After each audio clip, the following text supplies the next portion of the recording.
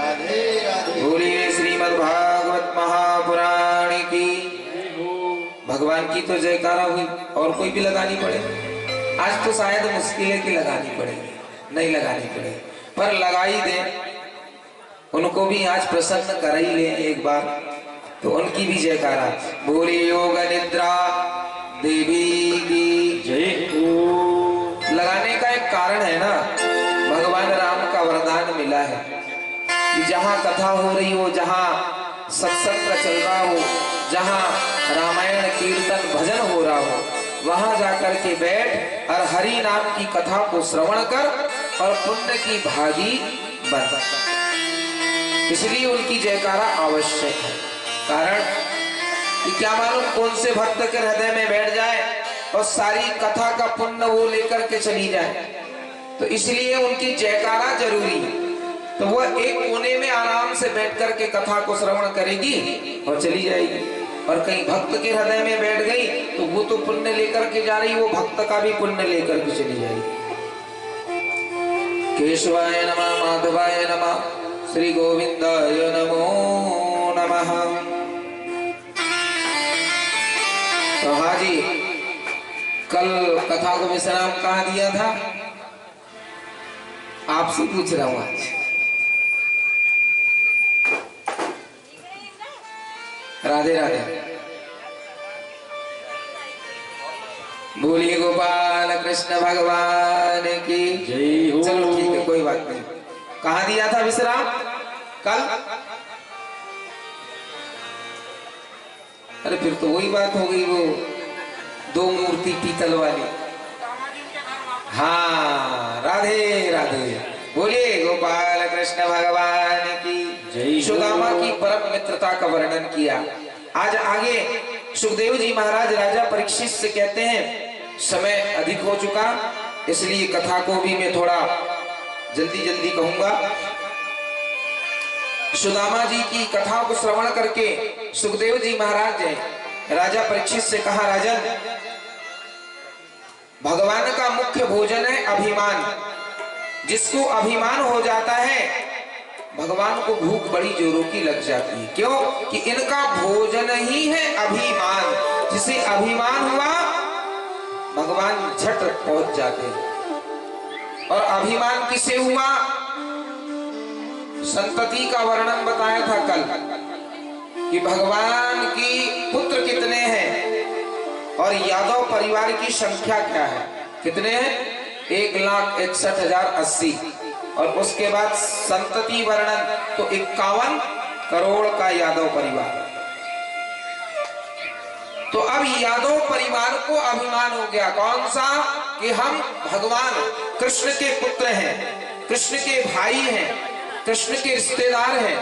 तो इनको अभिमान हो गया, और जब अभिमान हुआ तो भगवान ने कहा इसे तो मुझे पाना पड़ेगा। तो एक बार क्या होता है कि जाम्बवती के पुत्र शांब, जाम्बवती पत्नी जो है उनकी दूसरी पत्नी है, तो जाम्बवती के पुत्र शांब और भी पुत्रगण वन में घूमने के लिए गए। और जब वन में घूमने गए, वन में घूमने के लिए जब गए तो वहां क्या हुआ? सप्त ऋषियों का आश्रम देखा, जो ऋषि बैठ करके हरि नाम का गुणगान कर रहे थे, तप कर रहे थे, यज्ञ कर रहे थे।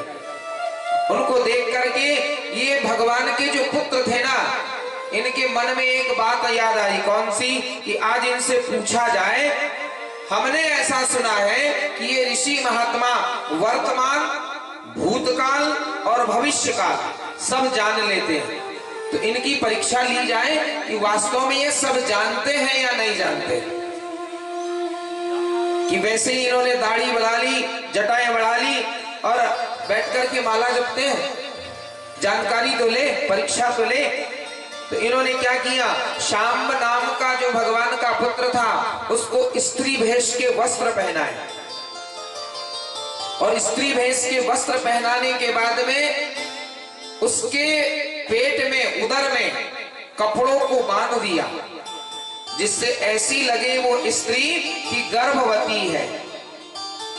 और गर्भवती के रूप में ले जाकर के सप्तऋषियों के आश्रम पहुंचे और सारे कृष्ण के रिश्तेदार जो गए थे पुत्र इत्यादि, वे कहने लगे महाराज। तो भगवान उनको देखा तो ऋषियों ने कहा कि भगवान के पुत्र आए हैं, उनका सम्मान किया, आइए बैठिए। बैठ तो गए, लेकिन इनको अभिमान था कृष्ण के पुत्र का। तो उन्होंने कहा महाराज आप तो हमको ये बताओ, आप हमने सुना है कि आप वर्तमान भूतकाल भविष्य सब जान लेते हो, तो हमको ये बताइए कि हमारे साथ एक स्त्री आई है, वो गर्भवती है, तो आप ये बताएं कि इस स्त्री से पुत्र का जन्म होगा कि पुत्री का जन्म। सब जान गए ऋषि महात्मा। उन्होंने कहा ये हमारी ठिठोली उड़ाने आए हैं। तो ऋषियों ने कहा अरे भैया आप जाओ अपना काम करो, हमारे को हमारा काम करने दो। कहा महाराज आज तो बताना पड़ेगा ये स्त्री से क्या होगा, पुत्र या पुत्री, ये गर्भवती है। एक बार समझाया, दो बार समझाया, तीसरी बार जब समझाया नहीं माने, और जब नहीं माने तो ऋषियों ने कहा अरे कृष्ण के पुत्र, तुमको अभिमान हो गया है कृष्ण के पुत्र बनने का, रिश्तेदार बनने का, इसलिए हम तुम्हें श्राप देते हैं कि जाओ इस स्त्री से ना पुत्र का जन्म होगा ना पुत्री का जन्म होगा, इस स्त्री के द्वारा एक मूसल का जन्म होगा और इसी मूसल से तुम यादवों का संहार होगा। श्राप दे दिया। घबरा गए, और जब घबराए ना तो भागे भागे आए द्वारकाधीश के पास, और द्वारकाधीश को बतलाया महाराज गजब हो गया, गजब हो गया। बोले क्या हुआ? ऐसा तो कहा सांब को बुलाओ। सांब आया, सांब के स्त्री भेष के कपड़े हटाए, और जैसे कपड़े हटाए ना तो उसमें एक मूसल निकल गया, और मूसल जब निकला तो सब के सब घबरा गए यादवगण कि अब तो हमारा श्रृंगार नाश निश्चित है, निश्चित है। क्या करें? भगवान ने कहा एक काम करो, इस मूसल का चूरा बनाओ, और मूसल का चूरा बना करके इसे फेंक दो प्रभास क्षेत्र में। अब प्रभास क्षेत्र कहां है? कोई गया होगा प्रभास क्षेत्र, गुजरात में कोई गया सोमनाथ दर्शन करने के लिए, तो वहीं सोमनाथ के पास कुछ दूरी पर प्रभास क्षेत्र है, और उस प्रभास क्षेत्र में जाकर के उस चूरे को फेंक दिया। पर वो चूरे के द्वारा एक घास निकल गई, एक घास जिसको घास का नाम है तैरियक, जो उचकाने जब उखाड़ते हैं और शरीर पर अगर धोखे से लग जाए तो शरीर कट जाता है, वो घास उत्पन्न हुई। और जितनी दूर तक वो चूरा फैला उतनी दूर का जल जो था, मदिरा जो होती है, मदिरा में जो नशा नहीं, वो नशा उस जल में था 10 गुना नशा। चूरा करते करते एक लोहे का कण बच गया मूसल का। भगवान से पूछा इसको क्या करें? तो बोले इसको भी समुद्र में डाल दो। डाल दिया। उसको एक मछली ने निगल लिया। मछली के बाद लुब्धक ने पकड़ा, मछली को काटा, लोहे का कण मिला, उसने उस लोहे के कण को पैना बनाया, तीर में लगाया और तरकस में रख लिया। कुछ समय चलता रहा। उसके बाद में भगवान ने मन बनाया कि द्वारकापुरी में रहते रहते बहुत दिन हो गए, कहीं हम घूमने नहीं गए, सबको घुमा ले आऊं, ऐसा मन बनाया और घुमाने के लिए ले गए। तो कहां गए? वही प्रभास क्षेत्र में पहुंच गए, उसी प्रभास क्षेत्र में। और जब वहां पहुंचे तो सबको प्यास लगी, और जब प्यास लगी तो जल वहीं का पिया जहां वो चूरा डला हुआ था। और जब जैसे जल पिया तो वो जल में इतना नशा था कि पीते ही सब यादवों को नशा चढ़ गया, और नशा में सब भूल गए कि ये मेरा भाई है, ये मेरे पिता है, ये मेरी माता है, ये मेरे बांधव है, कुटुंब है, भूल गए और एक दूसरे से विवाद करने लगे, लड़ने लगे, झगड़ने लगे। तो भगवान आए समझाने के लिए कि क्या कर रहे हो, तुम भाई भाई लड़ रहे हो, ये तुम्हें शोभा नहीं देता। जब भगवान समझाने आए तो नशा इतना था कि आज भगवान को भी हटा दिया। झट प्रभु समझ गए कि ऋषियों का श्राप है, ये तो पूर्ण होना है। तो अब यादवों का लड़ना झगड़ना चालू हो गया और भगवान भी स्वयं संहार करने लगे। तो वहां जो घास थी उसको उखाड़ते थे और एक दूसरे पर उसको मारते थे, उनका शरीर अंग जो कट जाता था। युद्ध में धीरे धीरे धीरे धीरे धीरे यादवों का सारा जो है सब नाश हो गया। भगवान ने देखा कि बचे कुचे जो हैं ये लड़ते लड़ते समाप्त हो जाएंगे, तो भगवान ने शेष जी से कहा मैं जा रहा हूं, और भगवान वहां से निकल पड़े। और शेष जी ने देखा कि प्रभु जा रहे हैं, तो शेष जी के बलराम जी जो थे वो गले तक जल में समुद्र में गए और आराधना की। उनके लिए विमान आया, विमान में बैठ कर के वो चले गए गोलोक धाम को। बोलिए गोपाल कृष्ण भगवान की जय हो। इसके बाद एक कदम के पेड़ के किनारे कौन बैठे? भगवान लंबे पैर करके, तो तलवे पर पदम था। एक भील ने दूर से देखा कि पेड़ के किनारे एक मृग बैठा है। मृग क्यों समझा? कि उनका जो तलवा था इतना कोमल था और उसमें जो पदम था वो पदम को देख करके समझ गए कि कोई हिरण बैठा है। तो उसने वही वाला तीर निकाला जो श्रापित जो कण था लोहे का, जिससे तीर तैयार किया था, और वही तीर निकाल करके उसने दूर से मृग समझ करके छोड़ दिया। जैसे भगवान के तलवे पर लगा, लुब्धक ने विचार लगाया कि ये तो घायल हो गया है, भागेगा थोड़ी। किनारे पहुंचा, और जैसे किनारे पहुंचा, ये स्थान भी वही है सोमनाथ के पास वेरावल में, जहां भगवान को तीर लगा था। ये स्थान भी वहीं पर है। हम 2 बार गए, दोनों बार वहां के दर्शन करके आए। ऐसा वहां बताते हैं कि जो कदम का जो पेड़ है वो उसी समय का है जहां भगवान को तीर लगा है। तो जैसे ही वहां लुब्धक पहुंचा, लुब्धक ने भगवान को देखा, देखते कहा प्रभु क्षमा करना, मुझसे बहुत बड़ा अपराध हो गया कि मैंने मृग समझ करके आप पर ये बाण छोड़ दिया, मुझे क्षमा करिए। तो भगवान ने कहा इसमें तेरा कोई दोष नहीं है, अरे ये मेरी इच्छा के अनुसार तूने ये मुझ पर तीर मारा है, बाण छोड़ा है। और दूसरी बात, तेरा मेरे ऊपर एक कर्ज था, वो आज मैंने कर्ज को भी पूरा करना था, क्योंकि कर्जा जो था वो मैं रखना नहीं चाहता था। तो तेरा जो कर्ज है आज मेरे द्वारा वो पूर्ण हुआ। कर्ज कौन सा था? कि त्रेता युग में बाली को भगवान ने छुप करके बाण मारा था, वही बाली आज लुब्धक बन करके आया और प्रभु पर बाण छोड़ दिया। तो कहा अरे लुब्धक, तेरा ये कर्ज भी मुझसे दूर हुआ और इसमें तेरा कोई दोष नहीं है, मेरी इच्छा के अनुसार तूने ये तीर छोड़ा है। ये चर्चा हो रही थी, इतने में लुब्धक के लिए विमान आया और विमान में बैठकर के वो भील जो था प्रभु के धाम को गया। और फिर दारुक को पता चला, दारुक जो उनका सारथी था वो भागा भागा आया, भगवान से कहने लगा प्रभु क्या है, किसने आप पर ये बाण छोड़ा, मैं उसका वध कर दूंगा। भगवान ने कहा किसी ने नहीं, तू तो मेरा एक काम कर, मैं तो जा रहा हूँ लेकिन तू द्वारका जा और मेरी 16,108 जो पटरानियां हैं उनसे कह देना और अर्जुन से कह देना कि मेरी पटरानियों की रक्षा तुम्हें करना है और द्वारका को खाली कर देना है, क्योंकि मैं जाऊंगा और द्वारका डूब जाएगी। अर्जुन को बताया, अर्जुन ने वो खाली की और उनको लेकर के जब बाहर आए, और जैसे बाहर आए तो भगवान ने क्या कहा था कि अर्जुन से बोलना मेरी पत्नियों की रक्षा करे। तो भगवान ने विचार लगाया कि आज मैं अर्जुन की भी परीक्षा ले लूं। तो अर्जुन को भी अभिमान था, और भगवान का भोजन क्या है? अभिमान, कि मेरा गांडीव धनुष है, तब तक संसार में मुझे कोई परास्त नहीं कर सकता। तो इन्होंने फिर किरात का रूप बनाया भगवान ने, और किरात का रूप बना करके अर्जुन के सामने खड़े हो गए और अर्जुन से युद्ध करने लगे। अर्जुन से कहने लगे ये क्या है, ये मुझे दीजिए, कहां ले जा रहे हो? मतलब रक्षा के लेकर के जा रहे थे अर्जुन।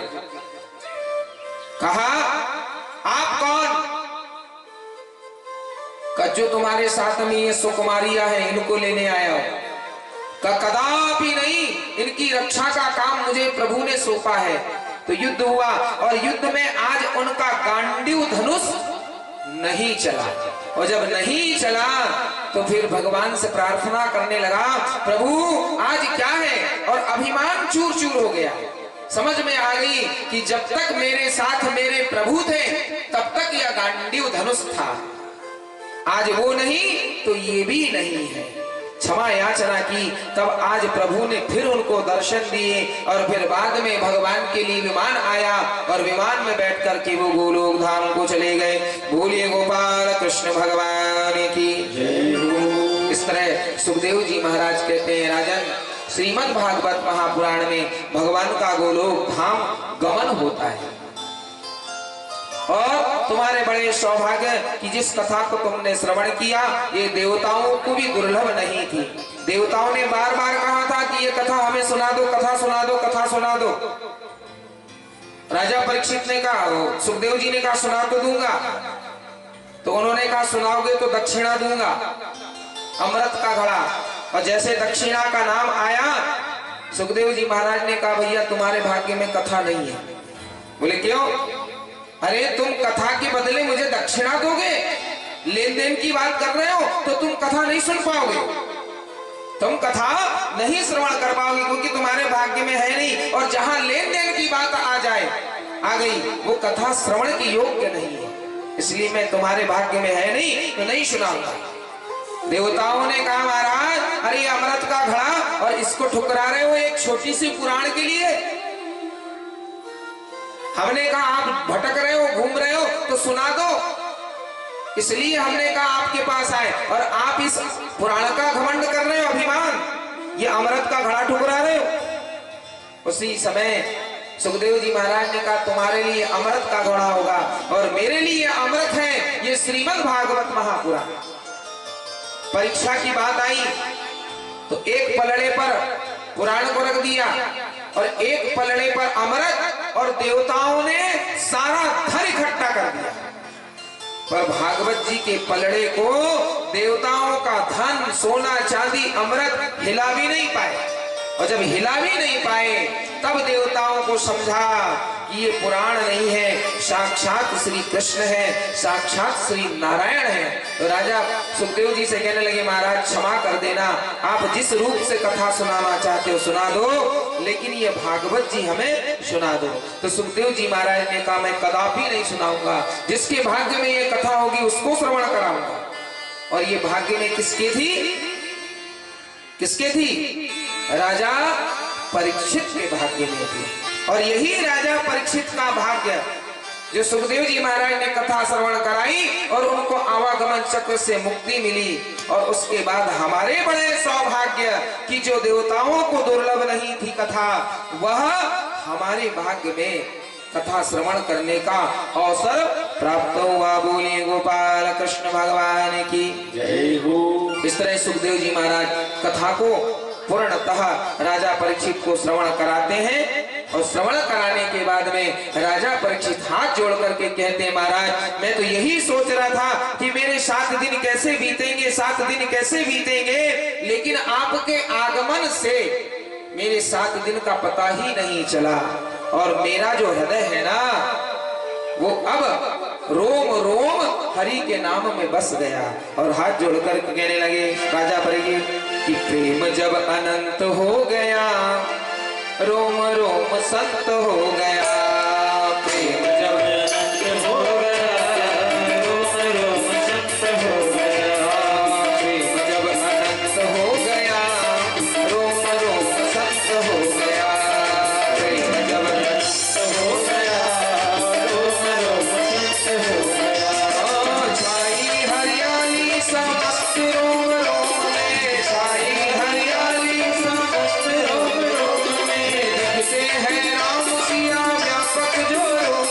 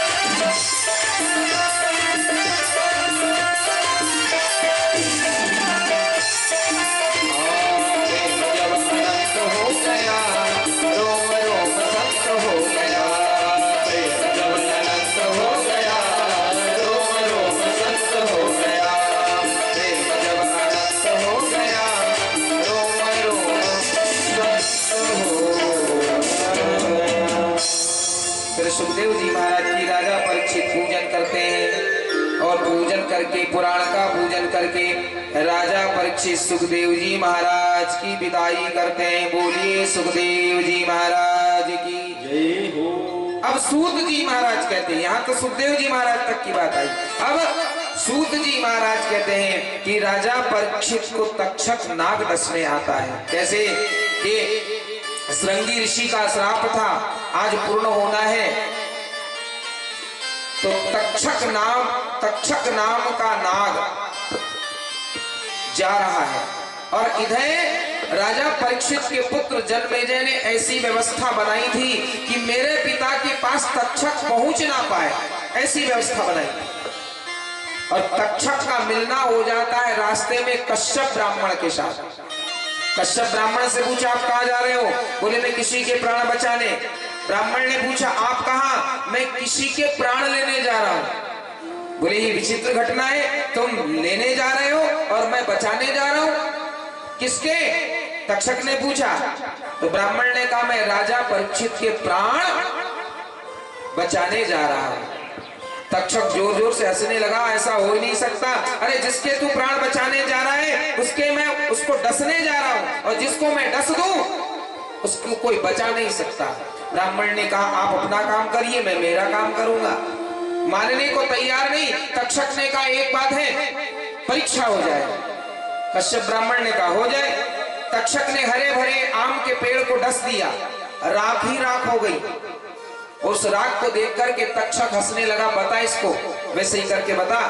ब्राह्मण ने कहा चिंता ना करो। उन्होंने हाथ में जल लिया, मंत्र का उच्चारण किया और वो जल राख पर छिड़क दिया, और जैसे राख पर छिड़का वह पेड़ फिर से हरा का भरा हो गया, हरा भरा हो गया। तक्षक ने तब समझा कि जिसको मैं डसने जा रहा हूं उसके प्राण तो ये बचा लेगा, और ऐसा होना नहीं चाहिए, ये लौटना चाहिए यहां से। कैसे लौटाऊं?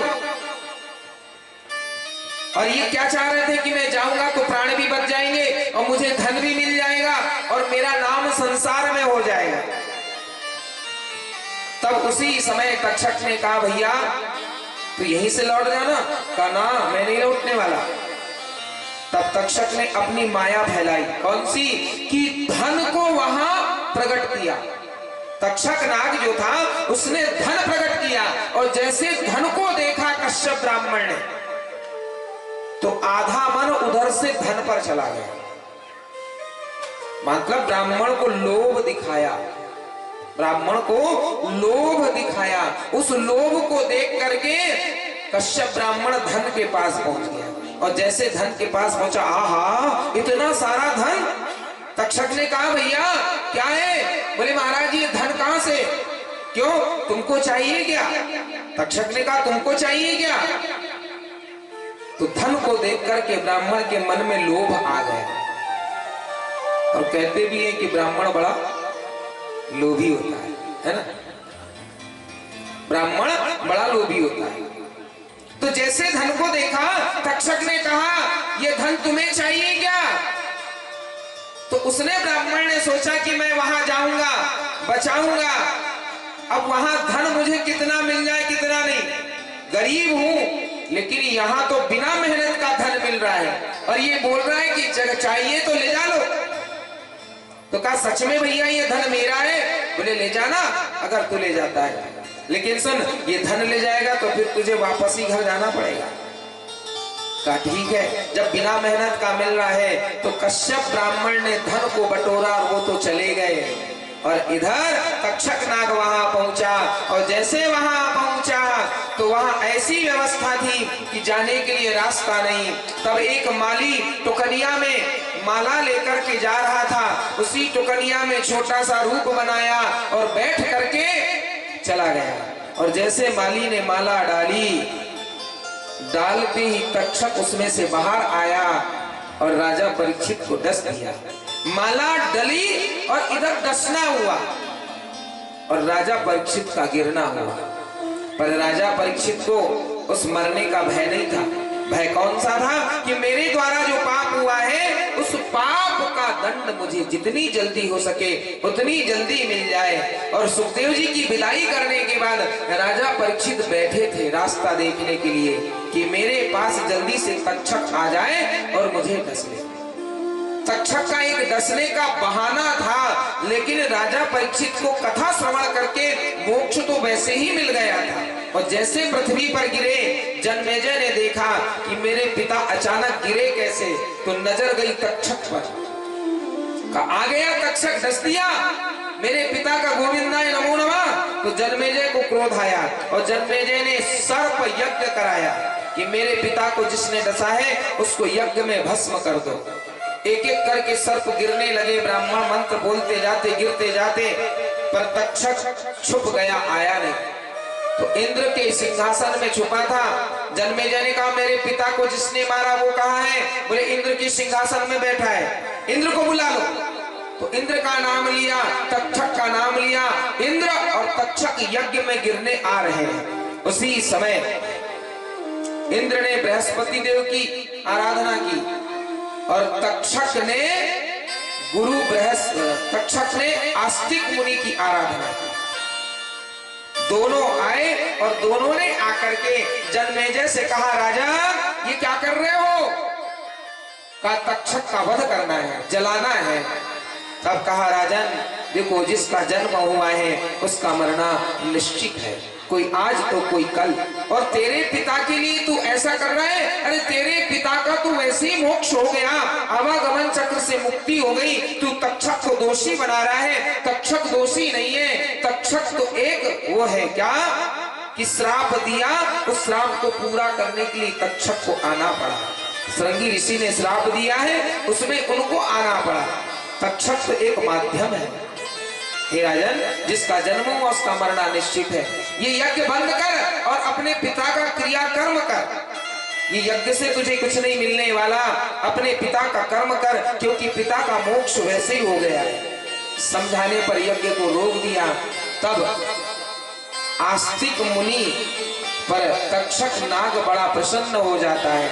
और जब प्रसन्न हो जाता है तो तक्षक कहता प्रभु यदि आप ना होते तो आज मेरे प्राण चले जाते, इसलिए मैं एक वरदान देता हूं कि आपने मेरे प्राण बचाए हैं। इसलिए आज के बाद से जो भी प्राणी अपने घर के दरवाजे के सामने आस्तिक मुनि की दोहाई लिखेगा या आस्तिक मुनि की दोहाई बोलेगा, उस प्राणी को मैं कभी डसूंगा नहीं और उसके घर में कभी प्रवेश नहीं करूंगा। ये तक्षक ने वरदान दिया। बोलिए गोपाल कृष्ण भगवान की जय हो। इस तरह सूत जी महाराज राजा परीक्षित से मोक्ष की कथा वर्णन करते हैं। अब सूत जी महाराज ज्यादा समय न लगाते हुए सूत जी महाराज कहते हैं कि 7 दिन की कथा को संक्षिप्त में वर्णन करता हूँ। श्रीमद् भागवत महापुराण में 12 स्कंद है और 5 अध्याय का महात्मा अलग है। 5 अध्याय का महात्मा अलग है। और ये 5 अध्याय महात्मा की भागवत जी की कथा को श्रवण करने से क्या फल मिलता है? फल तो अनेक है। फल तो उसे जैसे हनुमान जी को देखा था कि हनुमान जी ने देखा कि माता सीता बड़ी दुखी है और इनको प्रसन्न करना है, तो प्रसन्न होगी कैसे? सबसे पहला कर्तव्य तो मां प्रसन्न कैसे हो। और हनुमान जी का नियम क्या था कि राम जी की कथा सुनाना, कथा को सुनना, हरि की कथा को सुनना, हरि की कथा को सुनाना। लेकिन जैसे देखा अशोक वाटिका में सीता जी को कि बड़ी दुखी है, हनुमान जी ने विचार लगाया कि माँ दुखी है, प्रसन्न कैसे होगी? तो तुलसीदास जी ने लिखा है प्रसन्न करने के लिए क्या करना पड़ेगा। हनुमान जी ने क्या किया था? हनुमान जी ने क्या कि रामचंद्र गुण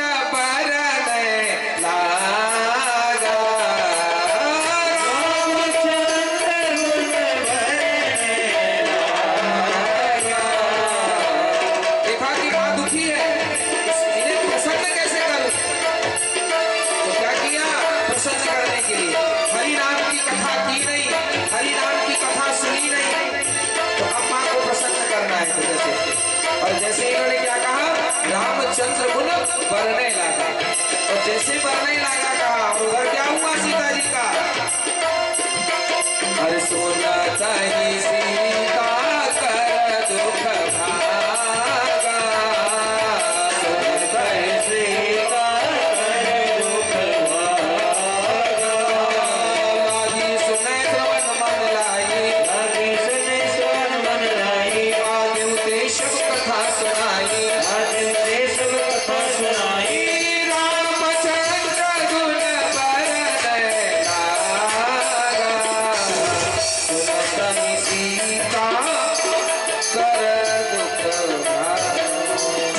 हरि कथा में और भागवत जी की कथा हरि कथा में मिलता क्या है? तो ये आख्यान है कौन सा कि जैसे दुखी देखा सीता जी को और इन्होंने हरि नाम का गुणगान किया, हरि नाम का स्मरण किया, उस समय सीता जी सारा दुख भूल गई कि आज मेरे प्रभु का गुणगान कौन कर रहा है, भजन कौन कर रहा है, मतलब सारे दुख भूल गई और एकदम से खड़ी होकर के इधर उधर देखने लगी। तात्पर्य यह है कि हरि कथा से अगर प्राणी कितना भी दुखी है और हरि कथा को उसने श्रवण कर लिया, सारे कष्ट दूर हो जाते हैं। ऐसे ही भागवत जी का महात्मा धुंधकारी आत्मदेव और धुंधली की कथा आती है कि कथा को श्रवण करने से बड़ा सा बड़ा प्रेत अपने कर्म के द्वारा प्रेत योनि में चला गया, अकाल मृत्यु से चला गया, जलकर के भस्म हो गया और प्रेत योनि में चला गया। और प्रेत योनि में जाने के बाद भी अगर वो हरि की कथा को श्रवण कर लेता है, सप्ताह ज्ञान कथा को श्रवण कर लेता है, उसको मुक्ति मिल जाती है, आवागमन चक्र से वो मुक्त हो जाता है। ये भागवत जी की महिमा आती है। फिर प्रथम स्कंद में सुखदेव जी के जन्म की कथा आती है, जिन्होंने राजा परीक्षित को ये कथा श्रवण कराई। सुखदेव जी महाराज को 2 बार श्राप मिला है। एक बार कब कि राधा रानी और कृष्ण कथा सुना रहे थे, राधा जी और श्री रामा ने चुपके से कथा को श्रवण कर लिया, पर राधा जी ने कहा कि कोई कथा सुनेगा नहीं, लेकिन इन्होंने चुपके से सुन लिया। सुनते सुनते नींद आ गई, सामान गिर गया। राधा जी ने कहा कौन? तो भागा श्री रामा। देख लिया राधा ने कि श्री रामा भाग रहा है, आवाज लगाई और राधा ने श्राप दिया कि वो श्री रामा, मैंने तुझसे कहा था कि हम दोनों की कथा में कोई बीच में ना रहे, लेकिन तूने चोरी से चुपके से कथा सुनी, हमारी बात को सुना, इसलिए हम तुम्हें श्राप देते हैं कि तुम्हारा जन्म अगला होगा तो मिट्ठू का जन्म होगा। तब श्री रामा ने क्षमा याचना की। कृष्ण ने कहा जैसा भी था ये मेरा सखा था, मेरा मित्र था, इसे क्षमा कर दो।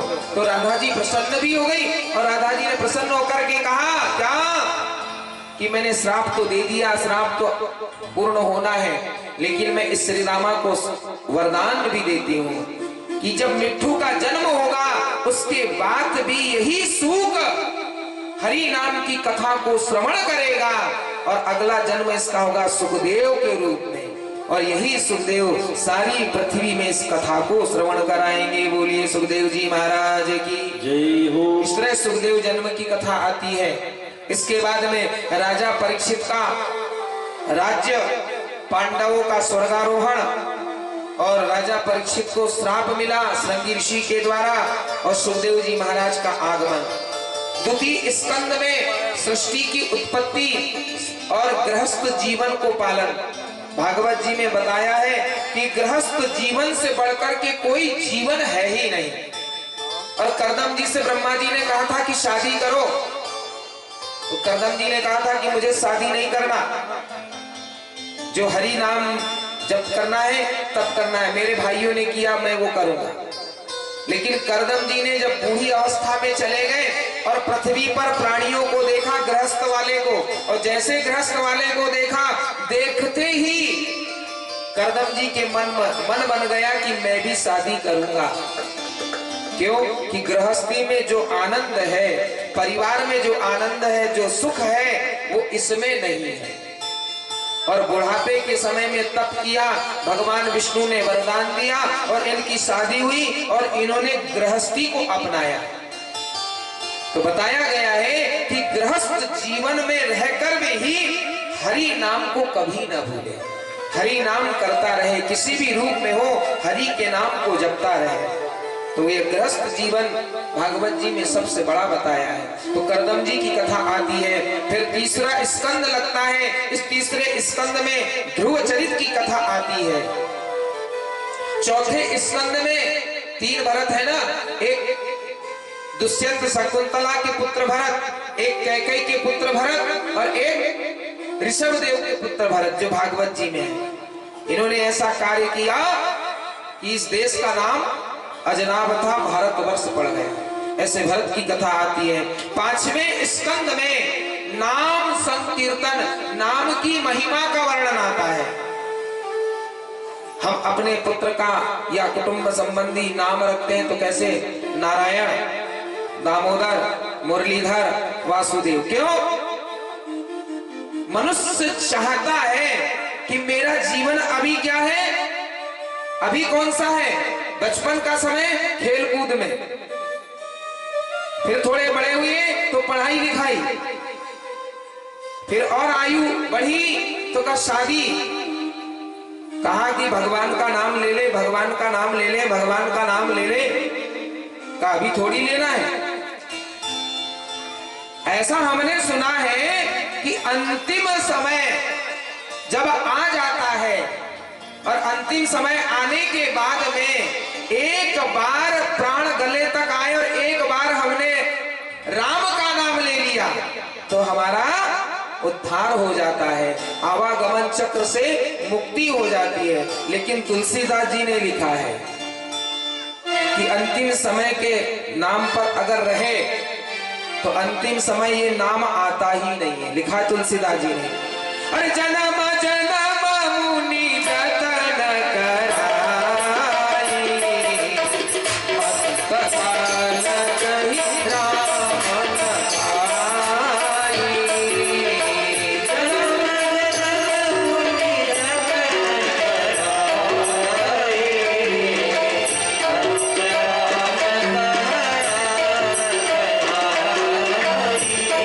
जतन कराई, जन्म जन्म मुनि जतन कराई, अंत राम कहि आवत नाही। जन्म जन्म मुनि जतन कराई, अंत राम कहि आवत नाही। इसलिए तुलसीदास जी ने लिखा है कि अंत समय का रास्ता मत देखो, कि अंतिम समय हरि का नाम ले लूंगा, राम का नाम ले लूंगा। लेकिन अंतिम समय होता क्या है?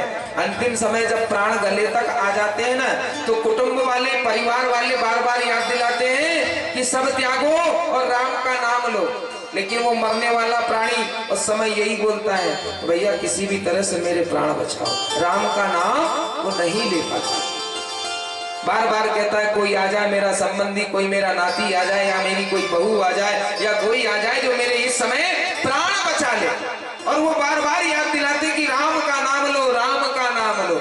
लेकिन नहीं, वो यही कि मेरे प्राण कौन बचाएगा। इसलिए हम नाम बार बार रखते हैं पुत्र का कि राम, नारायण, दामोदर, मुरलीधर, केशव। इस क्यों रखे जाते हैं कि जैसे नारायण का अंत हो, अजामिल का अंतिम समय आया और अंतिम समय आया तो अब मेरे प्राण कौन बचाएगा? तो उसको अपना ही पुत्र दिख गया और अपने पुत्र से बड़ा प्रेम करता था। तो जैसे अजामिल ने नारायण को देखा तो उसने तो पुत्र को आवाज लगाई ना, भगवान को थोड़ी आवाज लगाई। लेकिन पुत्र का नाम क्या था? नारायण। जैसे पुत्र को देखा, वो नारायण, अरे मेरे प्राण जा रहे हैं, मेरा गला सूख रहा है, मेरे प्राण बचा, मेरे प्राण बचा, मेरे प्राण बचा। और जैसे ही नारायण शब्द कहा, अजामिल इतना पापी था कि वैसे ही उद्धार हो गया।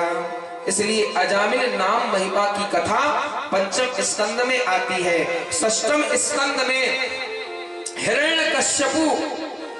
हिरण्यकश्यपु की कथा चलती है, जिसमें नरसिंह भगवान का अवतार आता है। फिर इसके बाद सप्तम स्कंद में वामन अवतार की कथा आती है, जिन्होंने ऐसा राजा बलि के लिए बावन उंगल के गए और दान में सब मांगा और राजा बलि ने दान दिया। कहा मेरे घर आज मांगने आया तो कौन आया? त्रिलोकी का नाथ। शुक्राचार्य ने कहा कि वो जो छलिया है ना 52 उंगल का, वो 52 उंगल का नहीं है, अरे वो तो बड़ा छलिया है, त्रिलोकी का नाथ, दान देना मत। शुक्राचार्य ने जैसे कहा, राजा बलि ने कहा महाराज अभी तक तो मुझे मालूम नहीं था, लेकिन अब मालूम हो गया। मेरे घर मांगने कौन आया है? त्रिलोकी का नाथ। और मांगने भी वो आया, तो महाराज जब मालूम नहीं था तब तो एक हाथ में लड्डू था, अब मालूम हो गया तो दोनों हाथ में लड्डू है। क्यों कि मांगने भी आया तो त्रिलोकी का नाथ, और जो मांग रहा है उसका हाथ नीचे रहेगा और जो दे रहा है उसका ऊपर ही रहेगा। तो देने वाला तो ऊपर ही है ना, और वो भी मांगने आया त्रिलोकी का नाथ, उसे न लौटाऊंगा। तो ये वामन जी की कथा आती है अष्टम स्कंद में, सप्तम स्कंद में, अष्टम स्कंद में कश्यप अवतार की कथा आती है, मत्स्य अवतार की कथा आती है, नवम स्कंद में नाभाग अम्बरीश की कथा आती है, रामचरितमानस की एकदम संक्षिप्त रूप में कथा आती है, और 10वें स्कंद जो क्या है पूरी भागवत का, पूरी भागवत का 10वां स्कंद क्या है जी? पूरी भागवत का 10वां स्कंद जो है प्राण है, और प्राण ही नहीं तो कुछ नहीं। जैसे हमारे शरीर में अगर प्राण निकल जाए तो ये काम करेंगे नहीं, ऐसी भागवत जी का पूरा जो है 10वां स्कंद प्राण है। ये प्राण 10वां स्कंद मतलब भगवान की लीलाएं, भगवान का जन्म, इनकी कथा आती है। मथुरा का गमन, कंस का वध और गोपियों का रास रचाना, अनेक कथाओं का वर्णन 10वें स्कंद में। 11वें स्कंद में सुदामा जी की कथा आती है, जरासंध वध की कथा आती है। 12वें स्कंद में सुखदेव जी महाराज की विदाई होती है, और राजा परीक्षित की मोक्ष की कथा वर्णन आती है। बोलिए गोपाल कृष्ण भगवान की जय हो। सूत जी महाराज कहते हैं कि श्रीमद् भागवत क्या है कि निमग्ना नाम यथा देवा नाम उच्चतो यथा वैष्णवा नाम यथा शंभु पुराण नाम इदम क्षेत्राणाम चैव सर्वेषां यथा काशी हनोत्तमा तथा पुराण व्रता नाम श्रीमद् भागवतम द्विजाः। क्षेत्रों में जैसे काशी क्षेत्र उत्तम है, तीर्थ में जैसे गंगा नदी सर्वश्रेष्ठ है, ऐसे ही 18 पुराणों में, ये 18 पुराण है क्या? इसे क्या बताया शास्त्र में कि 4 वेद 6 शास्त्र 18 पुराण, 18 पुराण। तो इसमें जो वेद है ना उसको एक वृक्ष बताया है, और 6 शास्त्र वो डाली बताई है, और उन्हीं डालियों पर 18 प्रकार के फल लगे, और उसमें से एक फल जो है बहुत मीठा है, बहुत मीठा। और मीठा होने का कारण इसलिए कि मीठा तो था लेकिन उसको एक तोते ने खा लिया, और जैसे तोते ने खाया तो वो और अधिक मीठा हो गया। ऐसा फल मीठा कौन सा? श्रीमद् भागवत महापुराण है। तो जैसे पुराणों में श्रेष्ठ जो है श्रीमद् भागवत महापुराण, इसका रसपान करें। रसपान भी अनेक है, कई नशा, अनेक प्रकार के नशा है, पर ये हरि नाम का जो नशा ना अलग ही है। नहीं तो एक नशा तो वो भी है कि जाम पर जाम पीने से क्या फायदा, रात को पिएगा दिन में उतर जाएगी। अरे हरि के नाम का नशा कर, इसमें जिंदगी संवर जाएगी। तो ये हरि के नाम का नशा कर। क्षेत्राणाम, क्षेत्रों में काशी, तीर्थों में गंगा, और पुराणों में श्रीमद् भागवत महा सबसे श्रेष्ठ है। तो ऐसी कथा का हम रस पान करें। और सूत जी महाराज 88,000 ऋषियों से ज्यादा ना कहते हुए सूत जी महाराज कहते हैं कि इसी तरह से हम कथा को यहीं विश्राम देते हैं। समाप्त की विश्राम, समाप्त की विश्राम। कथा को क्या कहेंगे? समाप्त कहेंगे या विश्राम? क्यों कि हरि अनंत, हरि कथा अनंता। 100 वर्ष की भी आयु कम पड़ जाएगी पर हरि नाम की कथा कभी समाप्त नहीं होगी। तो सूत जी महाराज कहते हैं कि इसी तरह से हम कथा को यहीं विश्राम देते हैं। तो विश्राम देने के पहले मैं सभी भक्तों से एक बार कहूंगा कि यहाँ से मैं एक उच्चारण करूंगा, तो उसी को आपको हाथ जोड़ करके बोलना है सभी को कि नाम संकीर्तनम, नाम संकीर्तनम यस्य यस्य सर्व पाप प्रणाशनम प्रणाशनम प्रणाम दुख समस्तम नमामि हरिम परम। ये श्लोक ये कहता है कि हरि नाम की कथा का जो श्रवण करता है, गुणानुवाद करता है एवं इस हरि नाम की कथा का संकीर्तन करता है, ऐसी श्रीमद् भागवत महापुराण को जो सारे दुख को दूर करती है, ऐसी श्रीमद् भागवत महापुराण को हम बारंबार प्रणाम करते हैं। बोलिए गोपाल कृष्ण भगवान की। इस तरह सूत जी महाराज ने कथा को विश्राम दिया और हम भी अब कथा को यही विश्राम देते हैं। आप लोगों ने जिस तरह 7 दिन आकर के हरि नाम की कथा को श्रवण किया, जिस तरह आपने इस अमृत रूपी रस का पान किया, ऐसे सभी भक्तों को मेरी ओर से राधे राधे और आप सभी का मैं आभार व्यक्त करता हूं। और मेरे द्वारा, मेरे संगीत के साथियों द्वारा, ब्राह्मणों के द्वारा अगर कुछ गलतियां हुई उसके लिए मैं आपसे क्षमा भी मांगता हूं। बोलिए गोपाल कृष्ण भगवान की। इसी तरह कथा को यही विश्राम, हरि नाम का 5 मिनट कीर्तन, फिर आरती, पुराण पूजन और फिर हरि नाम की प्रसाद। राजू भैया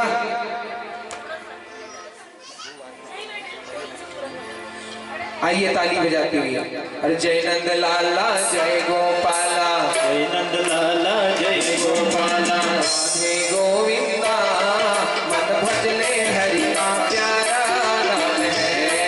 श्री राधे गोविंदा मन भजले हरि का प्यारा नाम है। श्री राधे गोविंदा मन भजले हरि का प्यारा नाम है।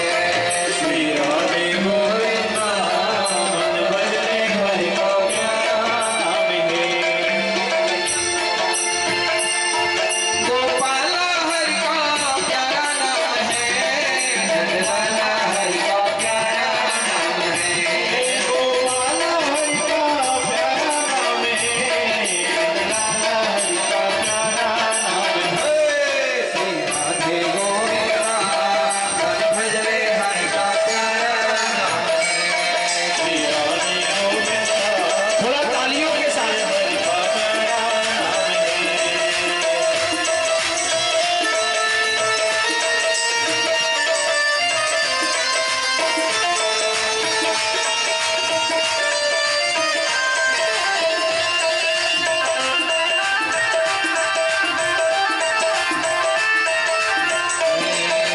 मोर मुकुट पीतांबर सोहे, केसर तिलक लगाए, हाँ केसर तिलक लगाए।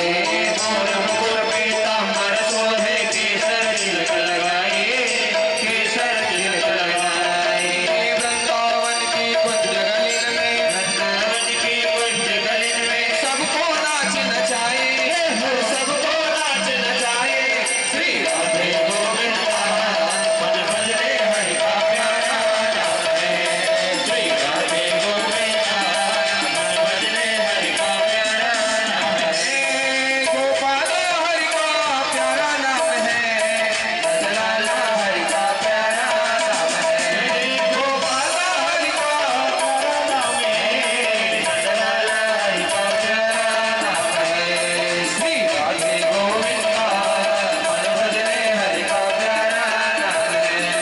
श्री राधे गोविंदा मन भजले हरि का प्यारा बोलिए एक बार जरा दोनों हाथ ऊपर करके बोलिए गोपाल कृष्ण भगवान की जय हो। वृंदावन बिहारी लाल की जय हो। अब और 2 शब्द और। आपको रोज एक ही बात ज्यादा बोलता था मैं, कौन सी, कि ताली बजा करके हरि नाम कीर्तन करें, लेकिन अब आपसे नहीं कहूंगा कि आप ताली बजाएं। यदि आपको अच्छा लगे तो ताली बजाना, और ना लगे तो कोई बात नहीं, बजा तो ठीक, ना बजा तो कोई बात नहीं। तो एक बार हमारी तरफ से, हमारे सहयोगी ब्राह्मण की तरफ से और हमारे संगीत वाले साथियों की तरफ से, अरे 7 दिनों का साथ था हमारा तुम्हारा, हमारा तुम्हारा। 7 दिनों का साथ था हमारा तुम्हारा, हमारा 7 दिनों का साथ था हमारा तुम्हारा,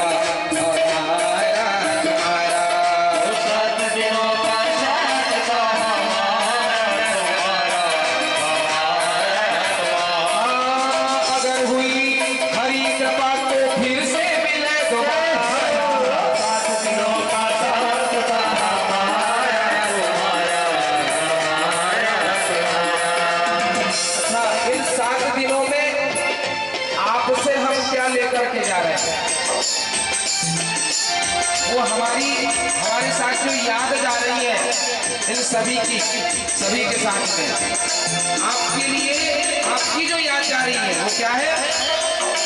प्यार तुम्हारा देख के नैन मेरे भर आए, प्यार तुम्हारा देख के नैन मेरे भर आए। ये जो प्रेम मिला 7 दिन का, ये 7 दिन का जो प्रेम है ना, ये हमारे साथ जा रहा है। और क्या जा रहा है साथ में आपका? याद तुम्हारी आज ये संग हमारे जाएंगे, याद तुम्हारी आज ये संग हमारे जाएंगे। अगर हुई हरी कृपा तो फिर से मिले दोबारा, 7 दिनों का साथ था हमारा तुम्हारा, हमारा तुम्हारा। 7 दिनों का साथ था हमारा तुम्हारा, हमारा तुम्हारा।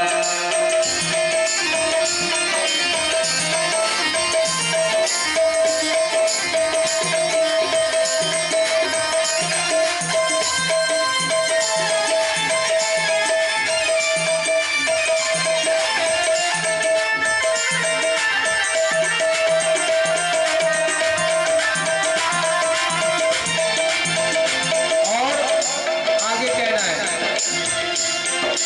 हमारी ओर से संगीत वाले साथियों की तरफ से और ब्राह्मण गण जो है इनकी ओर से आपके लिए कहना, हो गई हो कोई भूल तो आप